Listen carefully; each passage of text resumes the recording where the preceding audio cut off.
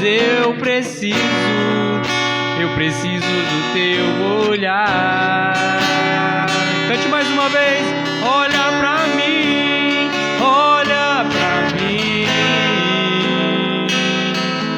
Senhor, olha pra mim, preciso do teu olhar. Olha pra mim, pois eu preciso do teu olhar.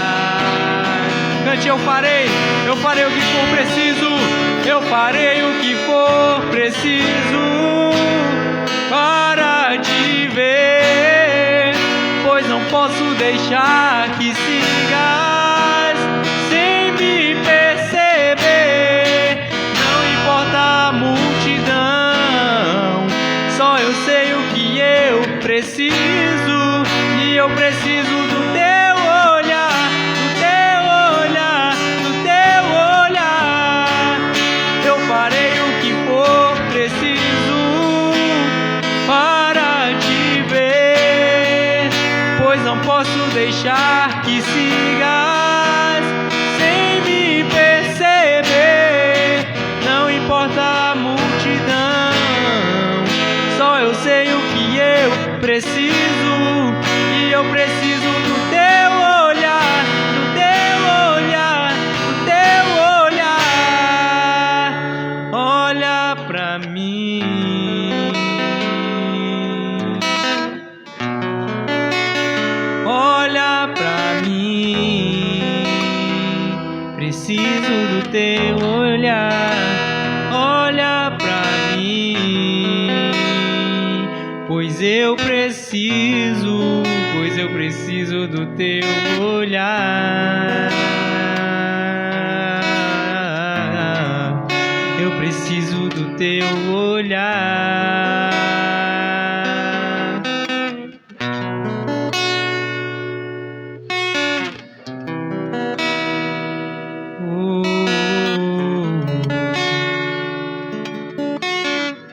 Saiba que o Senhor nosso Deus, Ele olha sobre a minha e sobre a sua vida.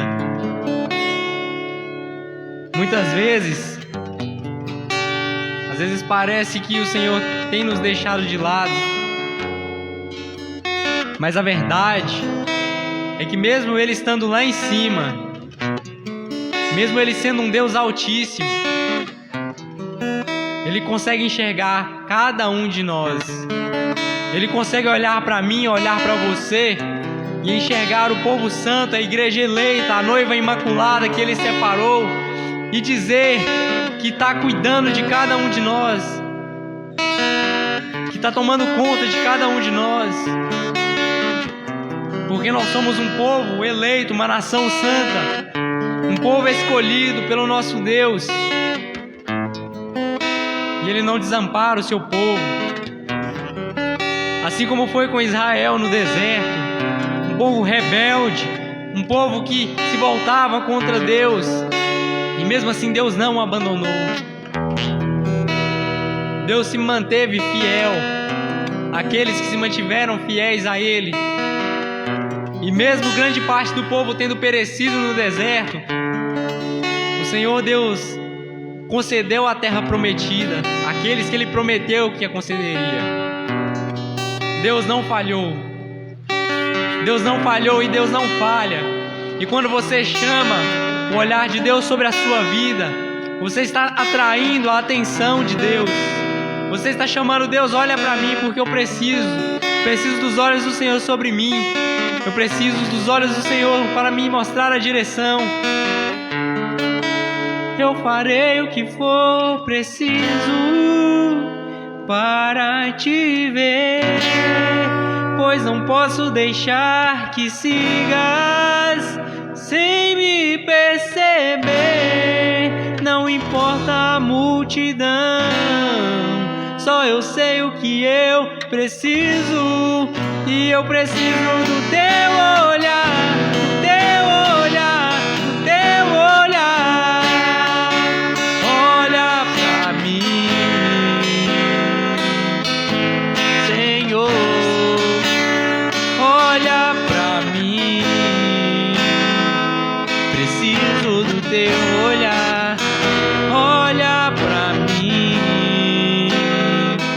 pois eu preciso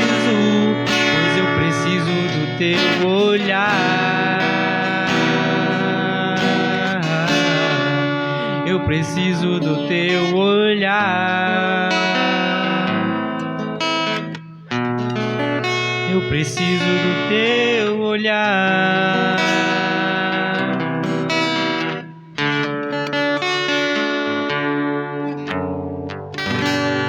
Amém, glórias a Deus.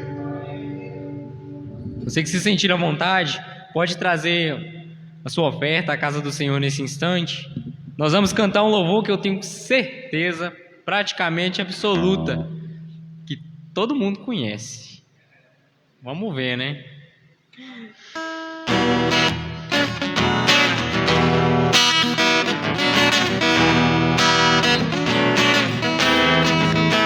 Terra, as palmas. Nos resistirá. O nosso general é Cristo. Seguimos os seus passos. Nenhum inimigo nos resistirá. Pelo Messias, marchamos sim em suas mãos, a chave da vitória que nos leva a possuir a terra prometida. Vamos cantar o canto da vitória. Glória a Deus, vencemos a batalha. Toda arma contra nós perecerá.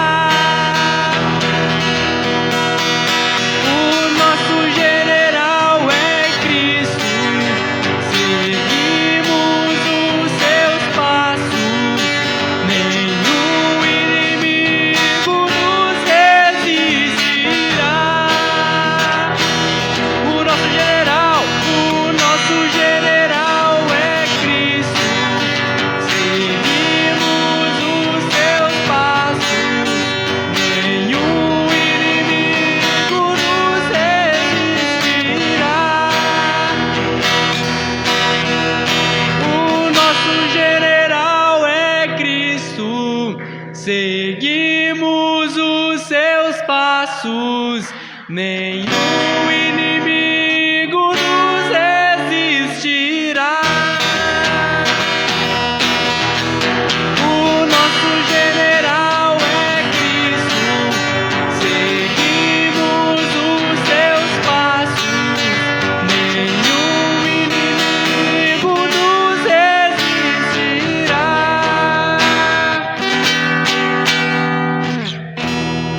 Glória a Deus. Louvado seja Deus. Um general como Cristo não há batalha perdida, amém?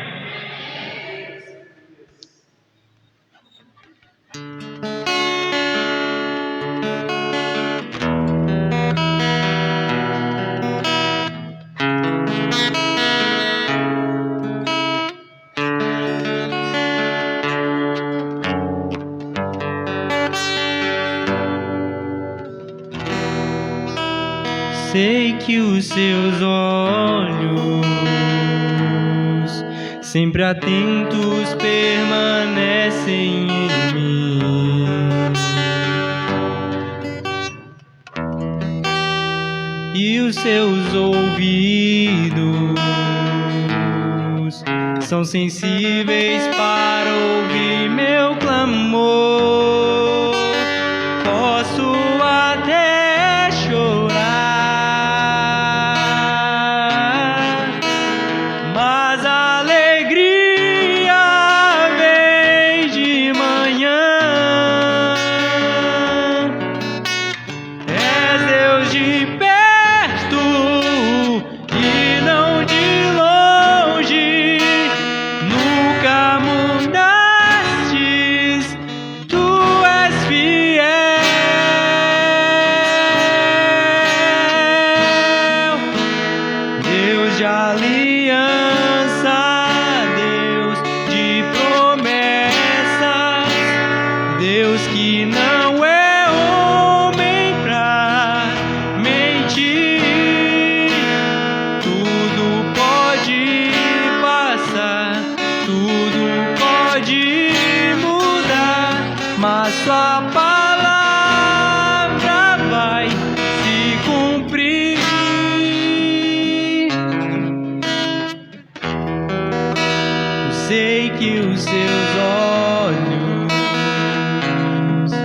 sempre atentos permanecem em mim.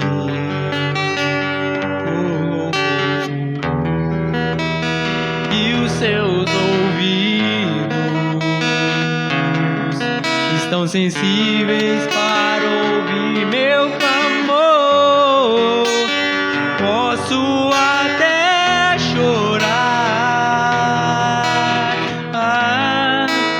mas a alegria vem de manhã.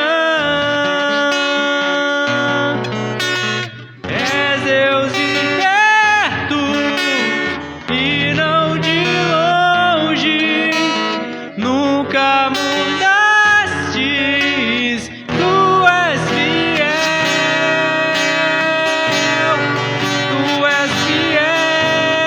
Deus de aliança, Deus de promessas, Deus que não é homem pra mentir. Tudo pode passar, tudo pode mudar, mas sua palavra vai se cumprir. Deus de aliança, Deus de aliança, Deus de promessas, Deus que não é homem pra mentir. Tudo pode passar, tudo pode mudar, mas sua palavra vai se cumprir.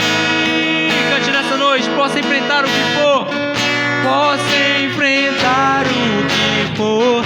Eu sei que luta por mim, seus planos não podem ser frustrados. Minha esperança está nas mãos do grande eu sou. Meus olhos vão ver o impossível acontecer.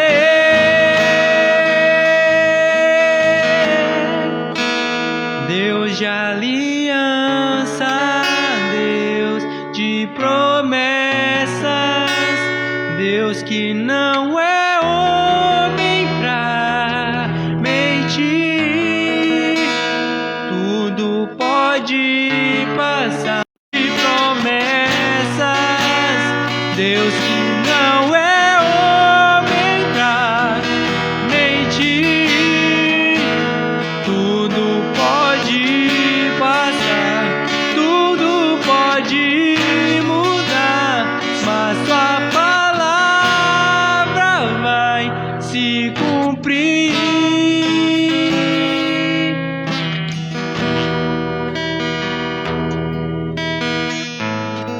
A palavra de Deus vai se cumprir.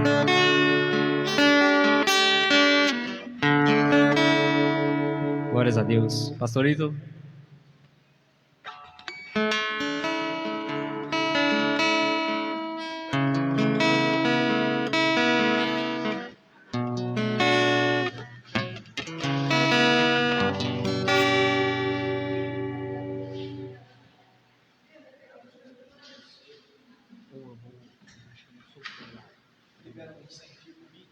Sim, vou lá.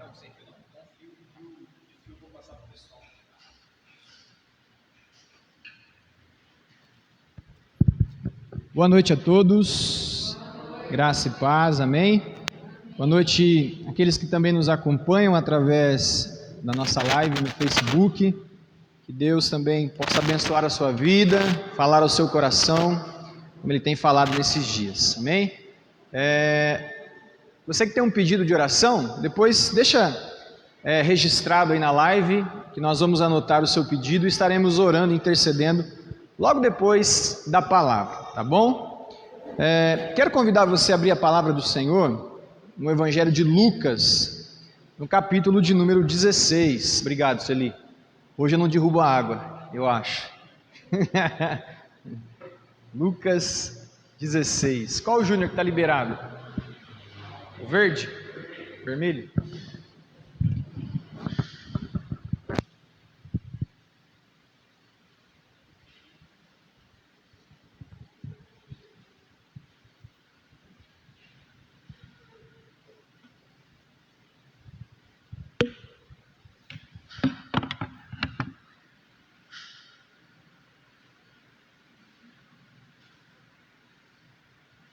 Lucas 16.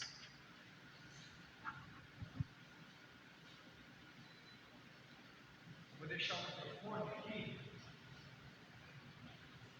A gente vai fazer aquele modelo participativo, tá?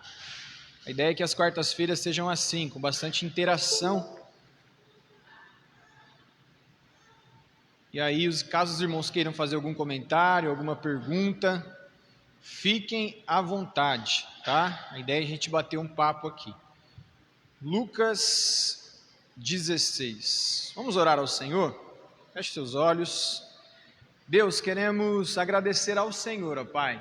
Obrigado por essa oportunidade de adorar ao Senhor, de buscar ao Senhor também através da Tua palavra, Senhor. Que o Senhor possa edificar as nossas vidas, que o Senhor possa, ó Deus, iluminar a nossa mente através do Teu Espírito, para que possamos compreender aquilo que a Tua palavra deseja nos falar, ó Deus. Obrigado, te agradecemos, em nome de Jesus, amém. Amém? Antes de dar continuidade, tá baixo? Você aumenta um pouquinho, Júnior, para mim? Antes da gente dar continuidade, gostaria de cumprimentar a jovem que está conosco essa noite. Desculpa, seu nome? Josi Kelly. Deus abençoe sua vida, viu, Josi Kelly? Sinta-se à vontade no nosso meio, que Deus possa falar ao seu coração, tá bom? Deus te abençoe. O tema hoje do estudo é: para onde iremos quando nós morrermos? Para onde iremos quando nós morrermos? O que é que vai acontecer com a gente quando a gente partir, como diz o ditado, né? Partir dessa para melhor. Tomara que não seja para pior, para melhor. Para onde nós iremos? O meu desejo de trazer esse estudo foi muito por conta do dia de ontem, né? Ontem foi o dia de finados, e aí, aproveitando o ensejo, pensei, vou trazer um estudo sobre essa questão, né, dos mortos, para onde iremos quando nós morrermos. Antes de eu iniciar, alguém tem alguma ideia sobre o assunto que gostaria de falar? Levante a mão, se alguém quiser falar.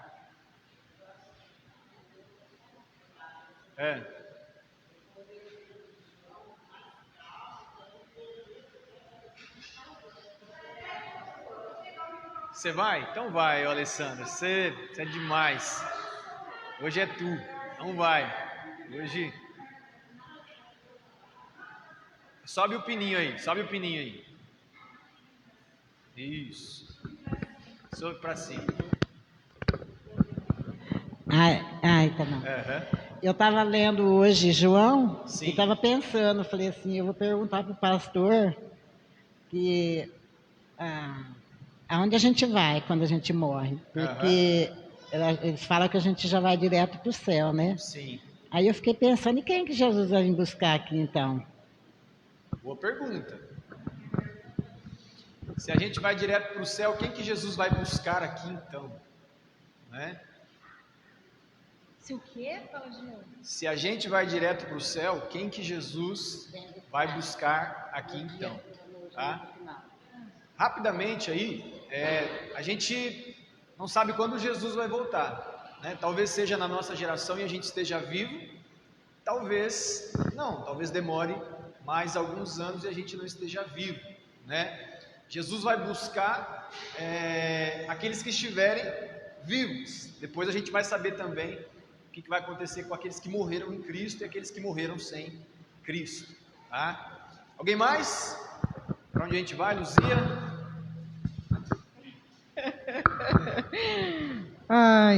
Essa Alessandra Sim. é cômico, né? Bom, eu creio, como diz a palavra de Deus, que o pó, né, nosso corpo volte à terra, do que nós somos formados, porque nós somos barros, né? E o espírito volte a Deus que o deu, né? E quando Jesus voltar, esses corpos serão transformados, né, para a honra e glória do Senhor, mas o espírito permanece vivo ao lado do Senhor. Amém. Ele está consciente, ele está dormindo. Quando a gente morrer, nós estaremos conscientes na presença de Deus, Estaremos num sono profundo até a volta de Jesus? São questionamentos aí que pairam na cabeça das pessoas. A gente vai tentar um pouco meditar na palavra do Senhor para ver o que ela tem a nos dizer em relação a esses questionamentos, tá? Bom, antes de irmos para o texto, eu gostaria de pensar sobre algumas coisas que acontecem, por exemplo, no dia de finados, né? É muito corriqueiro no dia de finados as pessoas irem ao cemitério. Fazer o que no cemitério? Pastor, eu vou lá lavar o túmulo. Tem algum problema de, sei lá, lavar o túmulo no cemitério? Não, de jeito nenhum. Inclusive é recomendável, porque você não pode deixar o negócio lá ficar largado, abandonado. É até uma questão de zelo, de bom testemunho, tá? De nós cuidarmos ali daquele local em memória do falecido, tá? Mas é necessário? Oi? É necessário? Não, é de cada pessoa. Né? De repente é como você cuida, sei lá, de um outro objeto, você está cuidando daquele lugar. Não há nenhum benefício ou malefício em fazer ou não fazer, tá? Só a questão, por essa questão. Outra questão é que, poxa vida, eu me lembro, a gente novo convertido, pintei a casa de uma senhora lá em Itaiúva, e o falecido marido dela, né, havia partido. Ela tinha como ritual todos os dias ir ao cemitério, levar flor, conversar com aquela pessoa que havia morrido, né? A gente tentava explicar para ela algumas verdades, mas aquilo não entrava na cabeça dela. E há mais de 20 anos ela faz o mesmo ritual todos os dias. 3, 4 horas da tarde, pegava o guarda-chuva dela e ia para o cemitério conversar com o falecido esposo, né? É correto conversarmos com os mortos? O que a Bíblia tem a nos dizer a respeito disso, né? Agradecer a alguém que morreu por alguma bênção recebida, né? É correto fazer isso? Bom, tem alguns textos que ilustram para nós essa questão, né? Por exemplo, 1 Timóteo 2,5 diz que só há um mediador entre Deus e o homem, Jesus Cristo, homem. Somente somente Jesus pode fazer a nossa mediação entre nós e Deus. Portanto, conversar com os mortos não faz sentido algum. Tem um texto de Isaías, eu peço para você virar, se o Júnior conseguir reproduzir para a gente, né, até mais rápido que a gente procurando. Isaías capítulo 8, Júnior, pode colocar a partir do 18, Isaías capítulo 8, 18. Eis-me aqui com os filhos que me deu o Senhor, pois por sinais e por maravilhas em Israel, da parte do Senhor dos exércitos que habita no monte de Sião. Olha o 19. Quando, pois, vos disserem, consultai os que têm espíritos familiares e os adivinhos, que chiureiam significa cochicham, né? E murmuram, porventura não consultará o povo a seu Deus? A favor dos vivos, consultar-se-á aos mortos? Verso 20, a lei e ao testemunho, se eles não falarem segundo esta palavra, é porque não há luz neles.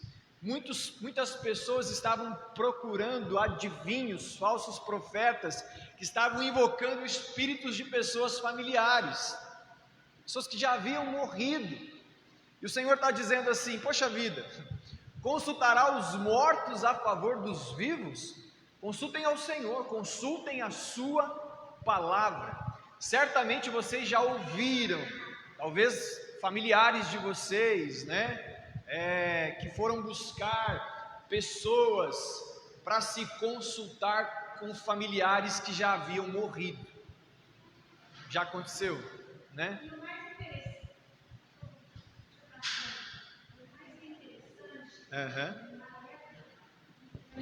Na época, o mais interessante é que nos foi levado para nos dar uma paz. E o mais interessante é que aquela pessoa lá falava com a minha mãe. Nos deixou assim, em paz, sim. Então é uma forma estranha, né? A Bíblia condena, né? A Bíblia condena esse contato, essa busca por uma conversa com os mortos, né? O próprio Saul, né, quis consultar ao profeta, não é isso? O profeta Samuel. E toda consulta, amados, pode parecer pesado o que eu vou dizer aqui, tá? Mas essa consulta a pessoas que morreram, na verdade, quando alguém estiver falando ali, dizer que é a pessoa que está falando, o familiar, na verdade não é a pessoa, são a demônios, tá? Pessoas que se dizem, um familiar está falando com você que já morreu, não é o familiar que morreu, é um demônio que está falando ali, na boca da pessoa, tá bom? Então a palavra de Deus, nós vamos ver no texto aqui, ela condena esse contato com os mortos. Pastor, mas uma pessoa foi muito querida minha, tem um apreço muito grande. Eu quero dizer também que o processo de luto na vida das pessoas é normal. Sentir saudade, sentir falta, ninguém está preparado para o dia da morte, isso é natural. Tem um homem na Bíblia que morreu, Moisés, homem muito querido pela nação de Israel, está lá em Deuteronômio, no capítulo 34, no verso 8. O luto de Moisés durou 30 dias. A nação de Israel chorou por Moisés durante 30 dias. Esses dias eu estava conversando com um amigo meu, que a esposa dele perdeu um ente querido, né? Um baque muito grande. E ele foi pedir orientação para um médico, porque ela estava sofrendo demais, né? A esposa sofrendo muito com aquela perda, e ele estava muito preocupado com ela. Interessante que o médico falou assim para ele, né? Eu me lembrei disso hoje lendo esse texto. Olha, o luto profundo de uma pessoa deve durar no máximo 30 dias. Que passar disso e aquilo ficar muito pesado, você procura um psicólogo, procura uma ajuda, né, nessa questão emocional. E lembrei desse texto, que o luto de Moisés durou 30 dias. Então isso é normal também. O que não é normal é consultarmos os mortos a favor dos vivos. A palavra de Deus condena isso. Jesus disse: havia um homem rico que molhe a ponta do dedo em água e refresque a minha língua. Estou em agonia nestas chamas. Abraão, porém, respondeu: filho, lembre-se que durante a vida você teve tudo o que queria, e Lázaro não teve coisa alguma. Agora ele está aqui sendo consolado e você está em agonia. Além do mais, há entre nós um grande abismo. Ninguém daqui pode atravessar para o seu lado e ninguém daí pode atravessar para o nosso. Então o rico disse: por favor, pai Abraão, pelo menos mande Lázaro à casa de meu pai, pois tenho 5 irmãos e quero avisá-los para que não terminem neste lugar de tormento. Moisés e os profetas já os avisaram, respondeu Abraão. Seus irmãos podem ouvir o que eles disseram. Então o rico disse: não, pai Abraão, mas se alguém dentre os mortos lhe fosse enviado, eles se arrependeriam. Abraão, porém, disse: se eles não ouvem Moisés e os profetas, não se convencerão, mesmo que alguém ressuscite dos mortos. Tá? Um texto muito conhecido dos irmãos. Eu quero extrair dele algumas verdades da palavra de Deus, né? A primeira verdade é que o texto diz que 2 homens morreram. Um homem rico, né? Na minha versão diz que ele se vestia de púrpura e linho fino e vivia sempre cercado de luxos. Só que morreu um outro camarada, um homem chamado Lázaro, um pobrezinho, que vivia na porta da casa desse rico e desejava comer das migalhas que vinha da porta desse rico. Queria uma esmola, alguma coisa para comer. Mas a impressão que dá quando eu leio é que esse rico, ele vivia tão regaladamente, ele vivia uma vida de tanto luxo, de tanta luxúria, que ele vivia uma vida impiedosa. Ele não dava nem bola para a miséria, para a pobreza do Lázaro, aquele coitadinho. Morreram os 2. O texto diz que o mendigo morreu e os anjos levaram para junto de Abraão. A sua versão deve ser, não sei qual que você está projetando aqui, levaram para o seio de Abraão.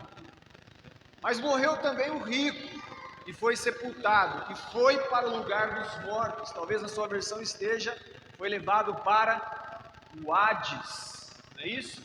Passa aí. Por favor. Para trás, inclusive. Morreu e foi levado pelos anjos para o seio de Abraão. E morreu também o rico que foi sepultado. Em outras versões diz que ele foi levado para o Hades. Bom, a primeira coisa que o texto não está dizendo, que a gente precisa tomar cuidado com isso, né? A gente olha o texto e fala assim, poxa, o pobre morreu, foi para o seio de Abraão. O rico morreu, foi para o Hades, foi para o inferno. A gente olha o texto e fala assim, o rico vai para o inferno e o pobre vai para o céu. O texto não está dizendo isso, tá? Eu conheço, e vocês talvez conheçam, muito rico, que é humilde, que serve a Deus, né? Que vive uma vida condizente com a graça que recebeu, e muito pobre que é orgulhoso, arrogante, medido, que não quer nem saber de Jesus, tá? A riqueza não leva ao inferno, mas o amor à riqueza. A idolatria ao Deus Mamon. Jesus disse, olha, vocês não podem servir a 2 senhores. Você vai amar um e você vai odiar o outro. Então o problema é o apego. E parece que o problema desse camarada era o apego. Ele vivia uma vida luxuosa e não se importava em ao menos dar um prato de comida para aquele mendigo que estava ali à sua porta. Tá bom? Embora Jesus disse, ele advertiu, que é mais fácil um camelo passar no vão de uma agulha do que um rico entrar no reino dos céus. Jesus adverte para o perigo de nós colocarmos o nosso coração nas riquezas, mas não que ser rico seja pecado, tá bom? Beleza? Então o texto não está dizendo isso. Segunda coisa, diz que o pobre, o mendigo, quando morreu, os anjos levaram para junto de Abraão, para o seio de Abraão. E o rico foi sepultado e foi levado para o lugar dos mortos, para o Hades. Ali, em tormento, ele viu Abraão de longe, com Lázaro ao seu lado, tá? A segunda coisa que eu queria dizer é que há consequências, há consciência da nossa condição quando nós morremos. O texto diz aqui que o rico naquele lugar de tormento, ele gritou para Abraão, Pai Abraão, tenha compaixão de mim, mande Lázaro aqui para que molhe a ponta do dedo em água e refresque a minha língua, enquanto ele estava em agonia naquelas chamas. Já o Lázaro estava sendo consolado. Eu não sei se vocês já ouviram, mas existem muitos pensamentos de que quando nós morremos, o que acontece? Nós entramos num estágio conhecido como sono da alma. Nós estaremos dormindo. Vocês já ouviram falar isso? Eu vou citar aqui alguns segmentos que acreditam nisso, né? Por exemplo, a congregação cristã acredita nisso, a igreja adventista do sétimo dia acredita nisso, né? E alguns outros segmentos acreditam nisso. Quando nós morremos, nós entramos no sono da alma. Nós não sentimos absolutamente nada e todos estaremos aguardando a ressurreição dos mortos que se dará na volta de Cristo Jesus. Olhando para o texto, não me parece que isso acontece. O texto diz que ambos morreram. Me parece que havia uma consciência muito grande do que estava acontecendo. De um lado, Lázaro sendo consolado do tormentos terríveis, molhado a ponta do dedo e refrescasse a língua dele, tamanho era o sofrimento daquele homem, tá? Portanto, eu entendo que há consciência. Pastor, morreu, vai para onde? O salvo, aquele que entregou a sua vida a Jesus Cristo, para o céu, para a presença de Deus. O ímpio, morreu, vai para onde? para o Hades, para o inferno, para o tormento, para a agonia, para um lugar de desespero. Mas quem vai para lá? O corpo? Não. O corpo vai para a sepultura. O pó retorna ao pó e o espírito vai para Deus. Indo para Deus, o Senhor dá o destino dessas almas, tá? Não o corpo, da alma, tá bom? Pastor, ilustra mais isso. Abra sua Bíblia comigo em Apocalipse, no capítulo 6. Apocalipse capítulo 6, verso 9. Júnior, para mim, fazendo favor. Apocalipse 6, verso de número 9.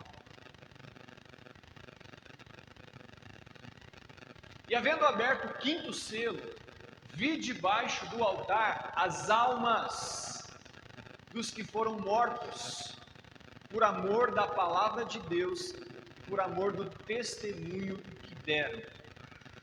E clamavam com grande voz, dizendo: até quando, ó verdadeiro e santo dominador, não julgas e vingas o nosso sangue dos que habitam sobre a terra? E foram dadas a cada um compridas vestes brancas. Foi-lhes dito que repousassem ainda um pouco de tempo, até que também se completasse o número de seus conservos e seus irmãos, que haviam de ser mortos como eles foram. Quem é que estava ali na visão de Apocalipse, no capítulo 6, clamando diante do altar do Senhor? As almas. Elas estavam reivindicando justiça a Deus, dizendo para Deus: até quando, Senhor? O Senhor não vai fazer justiça? E o Senhor responde: olha, precisa morrer mais gente ainda, com vocês, até que se complete o número dos mártires que morrerão assim como vocês morreram. A consciência. Essas almas não estão dormindo, esperando a volta de Jesus. A consciência, tanto para aquelas que estão salvas, quanto para aquelas que estão perdidas. Tá? Em Hebreus, no capítulo 9, no verso 27, há uma verdade fundamental também da palavra de Deus. Hebreus, capítulo 9, verso 27. Diz assim: e como aos homens está ordenado morrerem uma vez, vindo depois disso o juízo, os homens está destinado a morrer apenas uma vez. Não existe reencarnação. Nossa alma não vai ficar vagando por aí buscando um aperfeiçoamento para se reencarnar, não. O homem morre apenas uma vez. Logo depois disso, segue-se o juízo. Quem está salvo, para o céu. Quem está condenado, para o Hades, para o inferno. Bom, alguma pergunta? Até aqui? Iraides?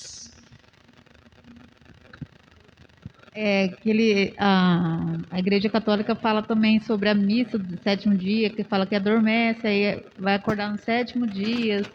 Como que é? Sim. Na Igreja Católica tem a doutrina do purgatório, que é esse estágio intermediário, né? Quando a pessoa morre, então se faz missas, rezam missas, para que aquela pessoa que está nesse estágio intermediário possa melhorar de alguma forma, ou ela possa purgar os seus pecados, sofrer algum tipo de punição por causa dos seus pecados, para que ela possa ir melhorando até entrar no céu. Eles entendem que nenhuma pessoa pode ser considerada justa o suficiente para que assim que morra possa ir diretamente para o céu. Por isso, o purgatório, para que eles possam sofrer esse processo até entrar no céu, tá? Não é o que o texto aqui está nos mostrando, né? Jacinta?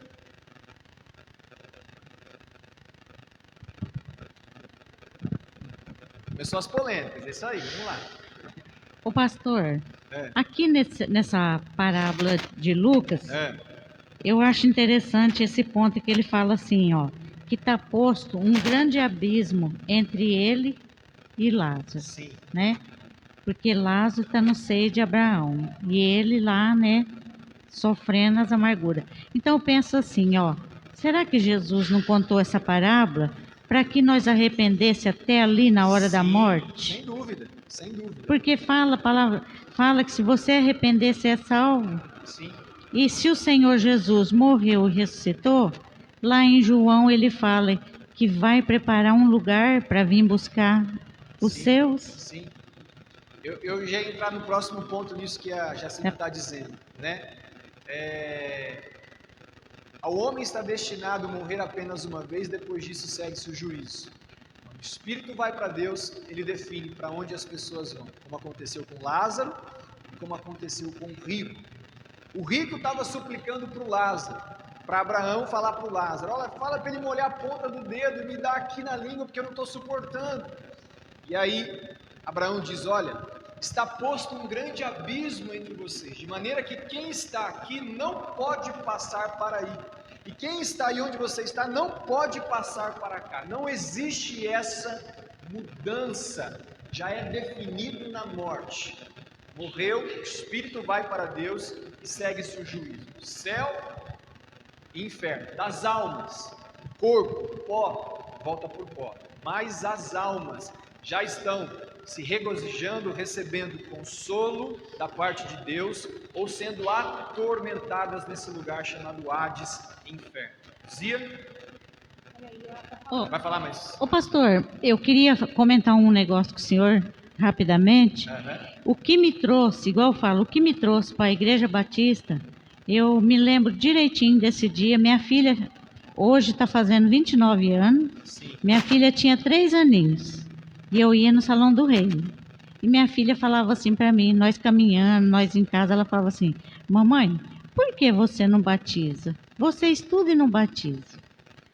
E quando foi num domingo que eu fui para o culto, foi assim, ela me fez a pergunta naquela semana, e é uma coisa assim que daquele tempo eu guardei assim isso na minha mente, e eu fui no culto naquele dia, e o irmão lá pregava e falava assim, você vai estar lá na sua casa, sabe aquelas casinhas de 2 andares? Você vai estar lá no seu sobradinho e você vai ver o Senhor Jesus vindo com a sua família para ressuscitar aquele que morreu. Eu pensei assim, meu Deus.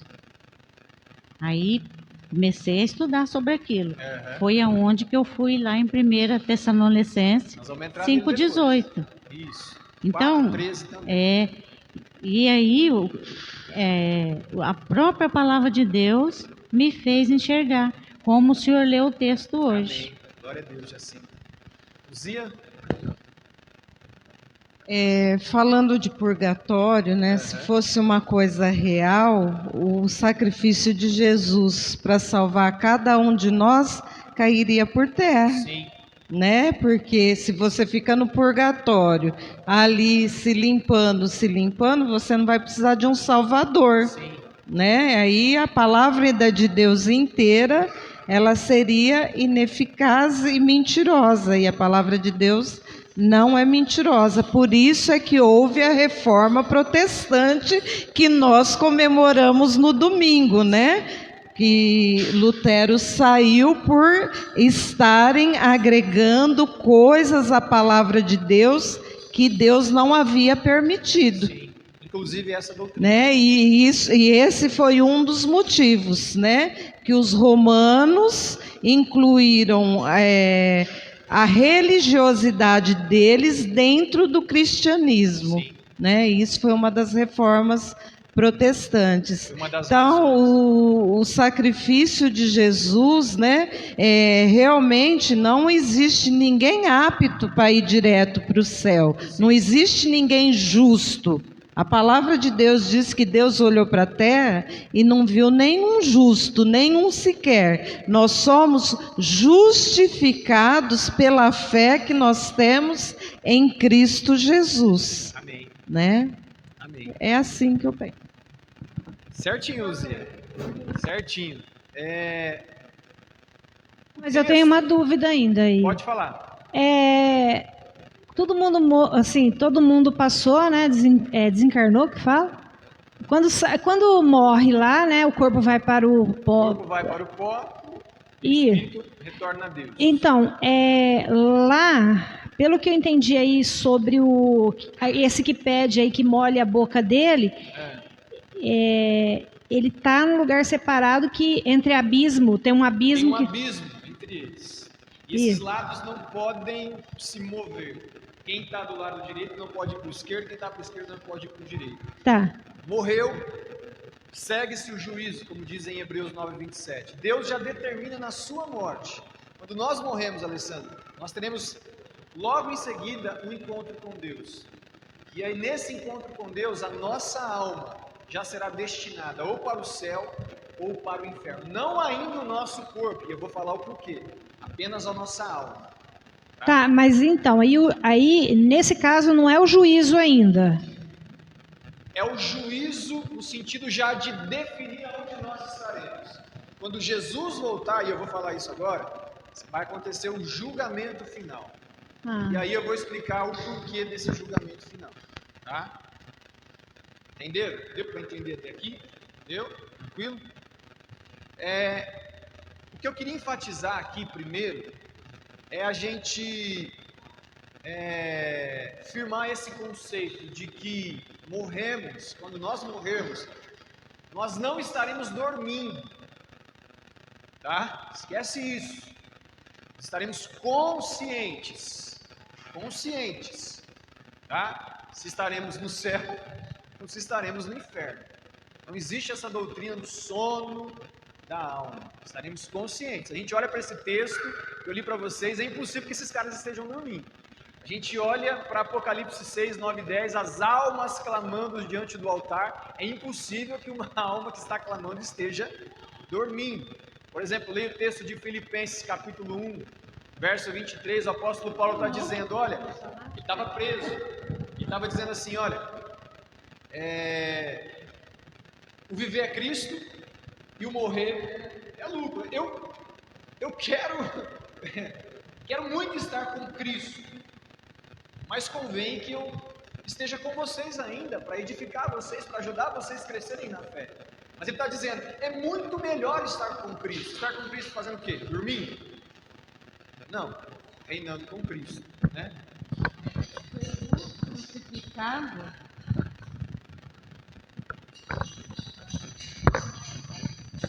Jesus crucificado, ele fala para o ladrão, né, que se arrepende ali na cruz, né? Ainda hoje estarás comigo no paraíso, né? Então é a palavra de Jesus. E mais uma coisa, a gente tem até o último momento para se arrepender e declarar Jesus como nosso único e suficiente Salvador. O único problema é que nós não sabemos como que vai e quando vai. Então, é melhor fazer hoje, né? Hoje é o tempo. A palavra de Deus diz que o dia da salvação é hoje, né? Amém.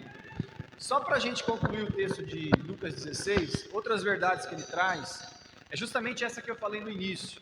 Não existe contato com os mortos, né? O rico falou assim para Abraão, olha, manda alguém, deixa eu ir lá avisar os meus familiares, ainda tem pessoas lá que precisam conhecer essa verdade, para que eles não venham parar nesse lugar. O que Abraão respondeu? Eles têm Moisés, ele tem os profetas, eles têm as escrituras. Se eles não dão ouvido aos vivos, quem dirá aos mortos? Então, não há contato dos vivos com os mortos. Essa passagem bíblica ilustra muito bem isso, tá? E ilustra também a suficiência das Escrituras. A palavra de Deus, ela é poderosa para a salvação.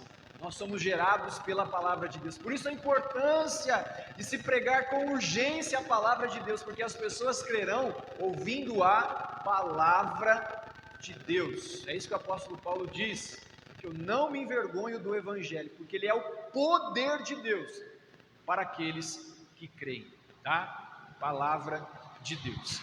Bom, pastor, mas por que essa expressão os que dormem, né? Tem essa expressão na Bíblia?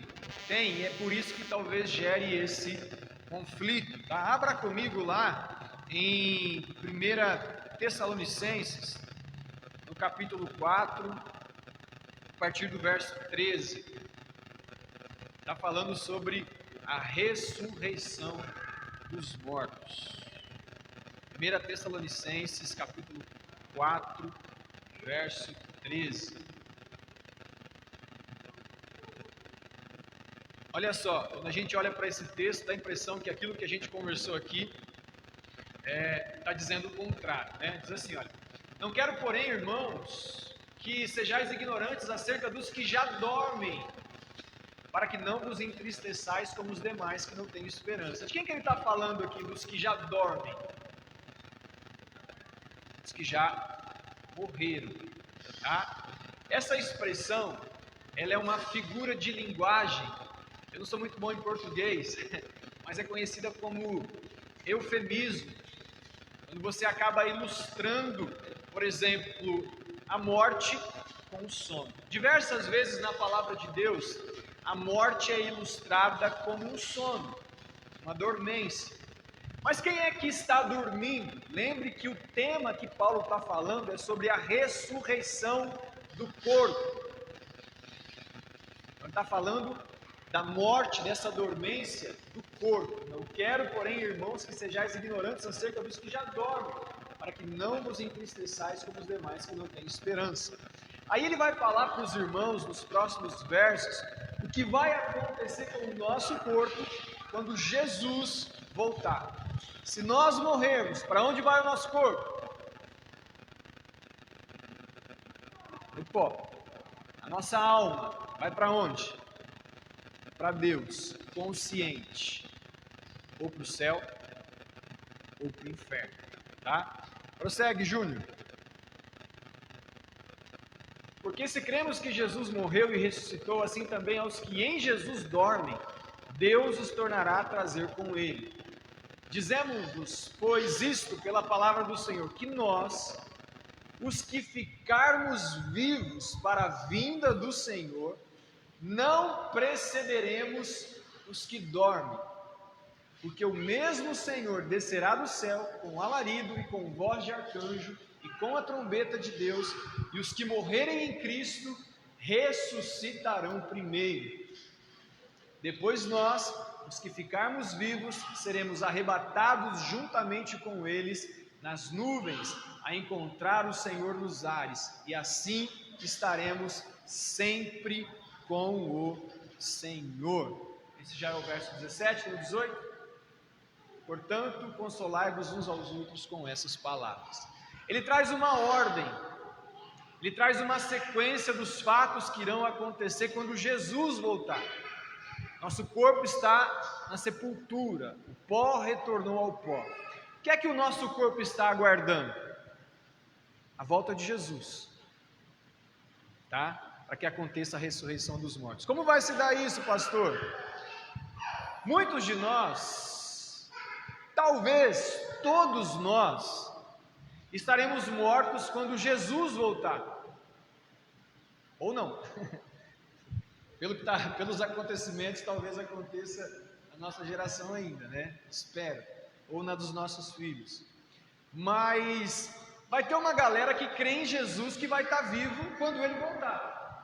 E o que Paulo está dizendo é o seguinte: que nós, os que estivermos vivos, não precederemos aqueles que já dormiram no Senhor, aqueles que estiverem mortos. Como é que isso vai acontecer? Jesus voltou. Vamos supor que soa a trombeta daqui a 5 minutos. Oh Deus! Ele voltará em meio à nuvem de glórias, no alarido de anjos, ao ressoar da 7ª trombeta. A volta de Jesus vai ser gloriosa. Todo olho verá. Assim como um relâmpago sai do Oriente e se mostra no Ocidente, a volta de Jesus vai ser notória no mundo inteiro. O que é que vai acontecer? Os mortos em Cristo ressuscitarão primeiro e se encontrarão com Jesus nos ares. Então vai ser uma cena assim fantástica. Imagina que aquele teu parente, aquele teu amigo, os teus pais que morreram com Jesus, que o corpo dele está lá na sepultura, mas a alma dele já estava desfrutando de um consolo, de um gozo com o Senhor nos céus. Quando Jesus voltar, esse corpo vai ressuscitar e vai se unir à sua alma, ao seu espírito. E esse corpo vai receber um corpo glorificado, assim como é o de Jesus. E esses que ressuscitarão se encontrarão com Jesus nos ares. É isso que a Bíblia está dizendo. Posterior a isso, os que estiverem vivos e que creem em Jesus serão arrebatados e se encontrarão também com Jesus nos ares. Haverá uma sequência. Então imagina, a trombeta soou, eu creio em Jesus, eu não vou subir imediatamente, eu vou ver essa cena daqueles que morreram em Cristo, ressuscitando. Imagina isso, gente, a cena, ressuscitando, o seu corpo se unindo ao seu espírito, sendo glorificado, se encontrando com Jesus nos ares. Imediatamente depois, os que estiverem em Cristo serão arrebatados e se encontrarão também com Jesus nos ares, e o texto diz que estarão com Ele para sempre. Que coisa linda, gente. Pastor, e os ímpios? Ressuscitarão também, mas não para estar com o Senhor para sempre. Eles serão lançados no lago de fogo e enxofre, onde o fogo nunca se apaga e o verme nunca morre. Abra sua Bíblia em Apocalipse, no capítulo 20, que vai se dar exatamente essa cena que eu estou dizendo para vocês. Apocalipse, capítulo 20, a partir do verso de número 11.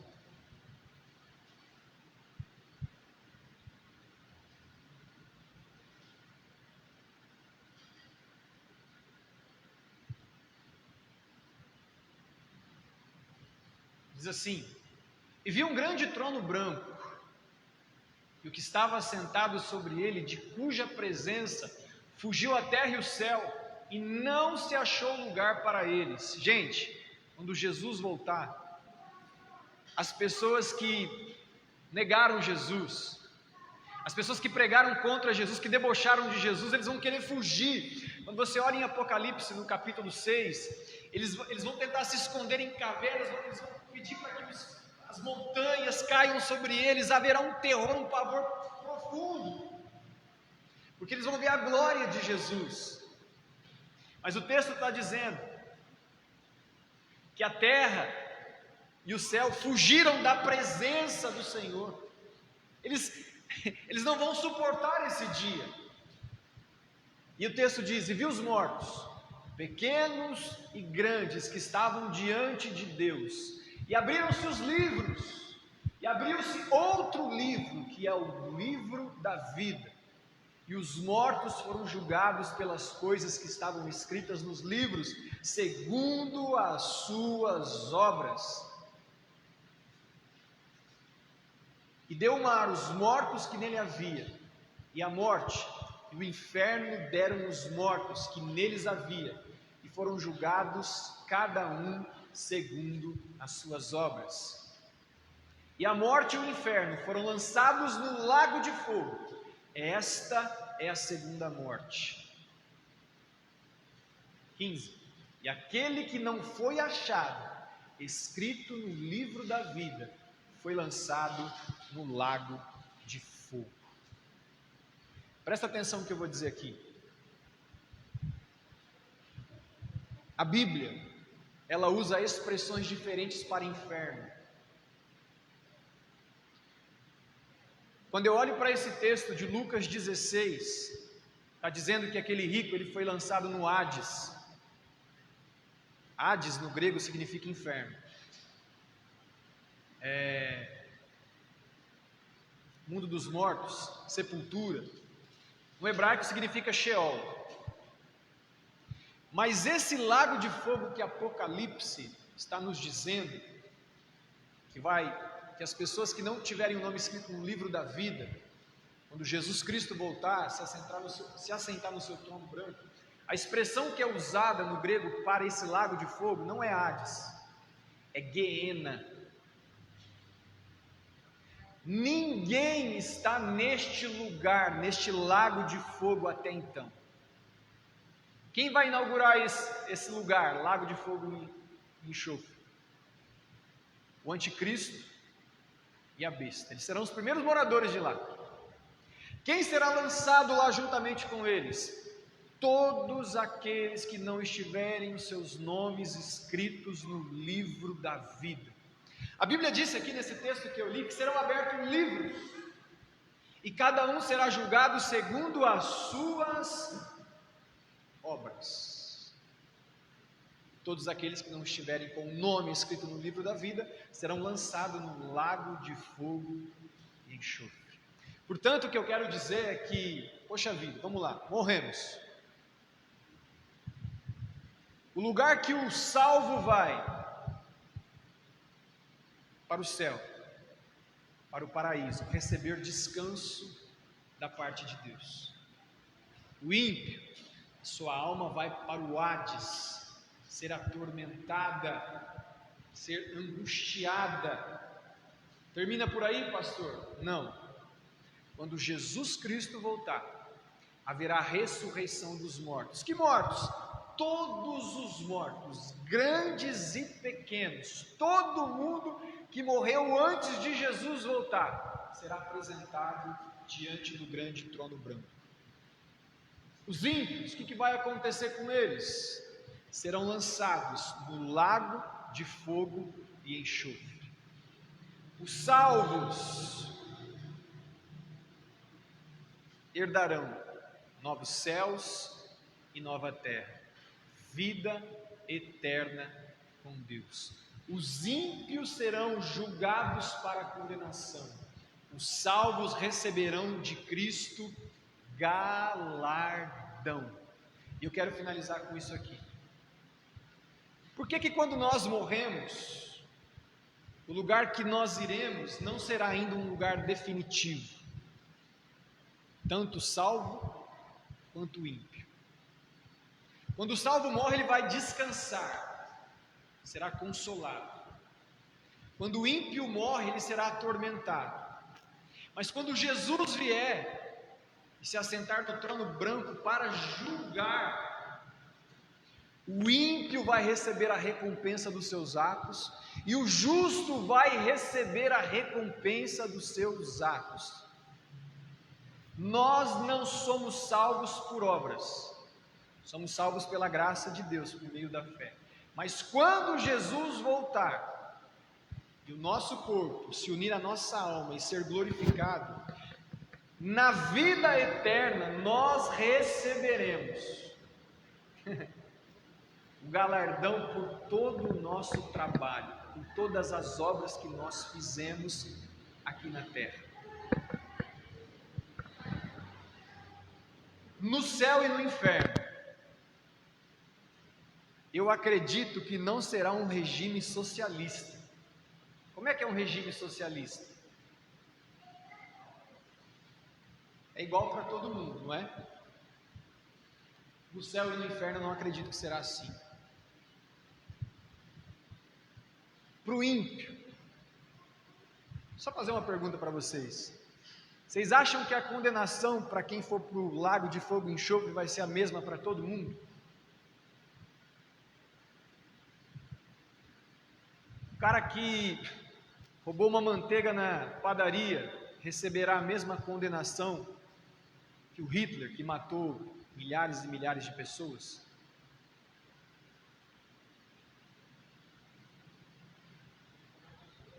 Hã? Não existe pecadinho, pecadão. Eu tenho uma teoria sobre isso, que é minha, tá? Abra sua Bíblia em Mateus capítulo 11. Eu vou finalizar com isso, com a questão do galardão, tanto para o salvo, quanto o castigo para o ímpio, tá?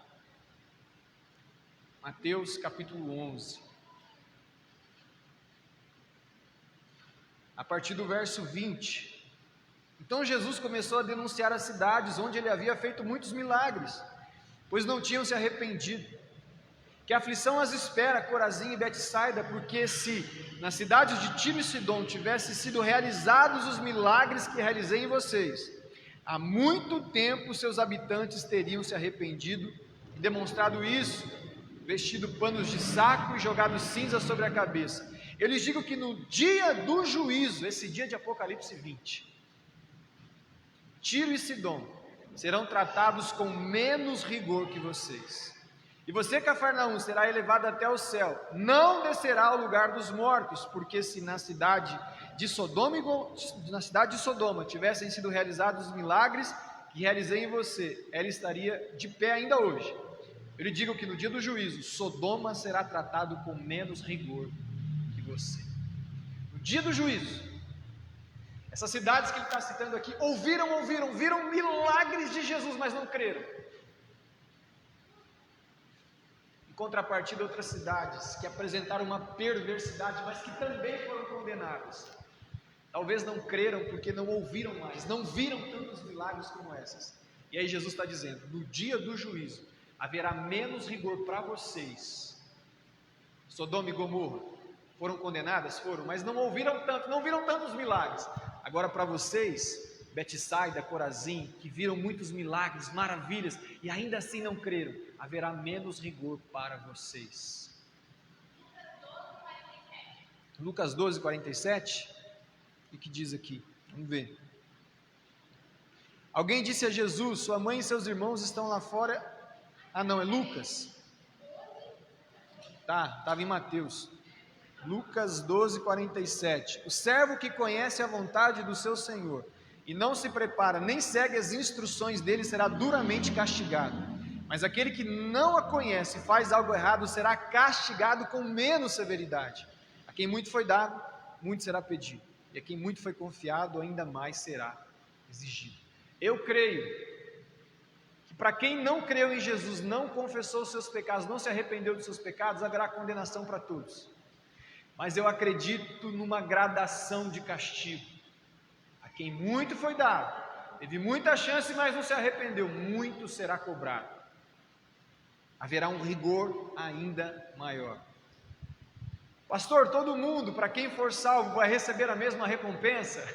Também não acredito assim. E para finalizar, eu só quero ler o texto de 1 Coríntios, no capítulo 3.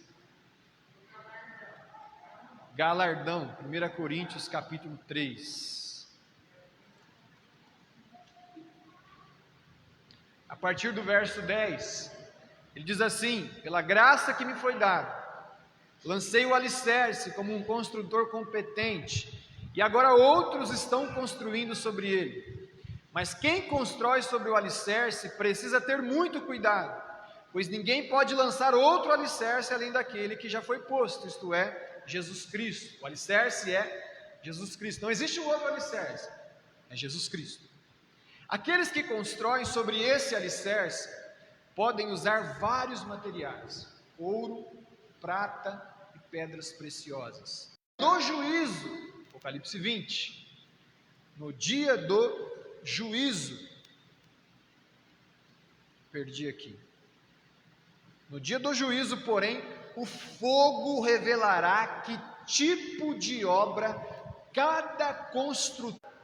E se realmente o material for bom, ou seja, se foi feito, se foi construído da maneira correta, ela vai sobreviver ao fogo e nós receberemos recompensa pelo nosso trabalho. Mas se aquilo que foi construído foi madeira, palha e feno, com o fogo aquilo vai se queimar. Então a pessoa não vai ser salva? Não, o texto diz que ela será salva. Mas a obra toda irá se perder. O que eu quero dizer com isso, amados? Nós precisamos nos atentarmos de que maneira nós estamos edificando a nossa fé. Vai ter muitas pessoas que infelizmente trabalharam no reino de Deus, mas aquilo fora feito talvez com a motivação errada. não fizeram para a glória de Deus, mas fizeram para a glória dela. Pregaram talvez um evangelho distorcido, e a sua obra será exposta, será queimada, né? Perceba que há aqui recompensas, senão Jesus não tinha dito: ajuntem tesouros onde a traça e a ferrugem não consome. Então, para galardão, eu também acredito que haverá. A Caísa falou hoje: vai ter inveja, vai ter ciúme no céu? Não. Não. O céu não vai ter espaço para isso. Mas seria muito injusto a mesma recompensa para o apóstolo Paulo e a recompensa para quem foi salvo, mas não se dedicou para anunciar, para pregar, não praticou, não evangelizou, não botou em prática, né?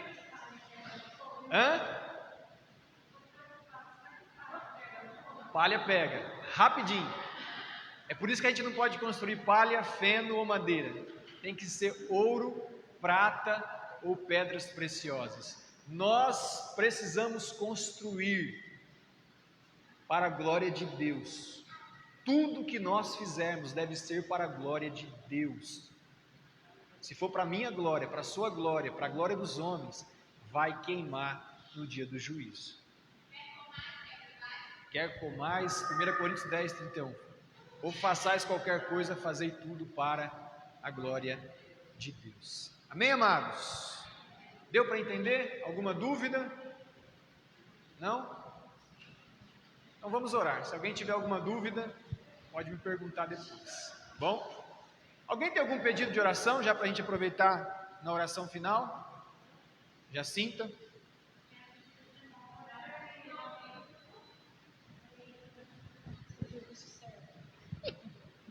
Eu quero pedir para os irmãos estar orando pela vida da minha filha, que eu acho muito importante, né? Essa data de hoje. Ela é um presentinho para mim. E pela vida da Helena, que está... Aniversário dela hoje? Oh, que bênção. E pela vida da Helena, que ela está, acho que está com a imunidade baixa. Desde quando veio para cá, está estranhando um pouco. Vamos orar pela Heleninha. E pela vida da Eduarda, da Liz, da Lana, do meu filho, que vai trabalhar hoje à noite, e pela vida do meu esposo. Amém. Alguém mais? Algum pedido de oração?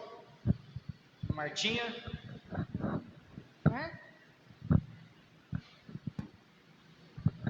Quero estar pedindo aos irmãos, continuar orando pela vida da minha irmã Janete. Estive falando com ela, ela não está muito bem, com o problema que ela já tem da fibromialgia.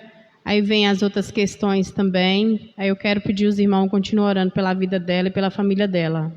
Amém. Alguém mais? Daí, depois a Luzia. Aí, Alessandra. Gostaria de pedir a oração por mim também e pela minha família. Amém. Luzia. Quero estar colocando a minha família diante do altar do Senhor, né? A vida de cada um deles. Tá colocando a vida da irmã da Maria, né? Que a gente está orando. Todos os irmãos em Cristo. Quero estar colocando diante do altar do Senhor, que o Senhor possa conservar cada um deles na sua presença. Amém. Alguém mais? Pedido de oração? A Sueli?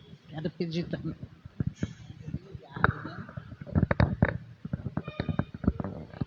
Pedir pela minha família também. Amém. Né? A gente já está orando por todos às 3 horas da tarde, né? Bênção. Mas eu quero pedir mais pela conversão das minhas filhas, dos meus genros e meus netos. Amém. Glória a Deus. Alguém mais? Eu quero agradecer a Deus pelas dádivas, pela bênção e continuar. Eu quero que toda essa bênção caia sobre toda a minha família. Amém. Eu ponho eles na... Amém, Alessandra. Tem algum pedido, Júnior, na internet? Não? Vamos orar, amados? Feche seus olhos, cubra sua cabeça. Pai, nós queremos agradecer, Pai, pela Tua palavra, que o Senhor possa trazer temor, ó Deus, ao nosso coração, Pai, em nome de Jesus. Oramos também por cada necessidade, cada pedido de oração, Pai, além daqueles que foram colocados. Eu me lembro também daquela criança que a Maria pediu no grupo, Deus, ontem, aquela criança de 3 anos que não está mais andando, Senhor. Nós suplicamos ao Senhor também o milagre do Senhor sobre aquela vida, sobre cada necessidade que foi apresentada, externada aqui nessa noite, que em nome de Jesus o Senhor traga cura, restauração, libertação, em o nome de Jesus, Pai. Manifeste a Tua graça, Deus, opera o milagre do Senhor nessa noite, que a graça do Senhor também possa se estender aos nossos familiares, ó Pai, como foi o pedido da irmã Alessandra, da irmã Sueli, da Luzia, que pediram pelos seus familiares, a vida também da Janete, ó Deus, a irmã da Martinha, Senhor, ó Deus, os familiares da Iraides, ó Deus, toma nas Tuas mãos, Pai, as nossas famílias, traga cura, restauração, opere a Tua obra em nós e através de nós também. Obrigado, Senhor, nós te agradecemos e te bendizemos, em nome de Jesus, amém. Amém, amados? Deus abençoe a vida de vocês. Amanhã, culto na casa da irmã Palmira, tá? Às 19h30.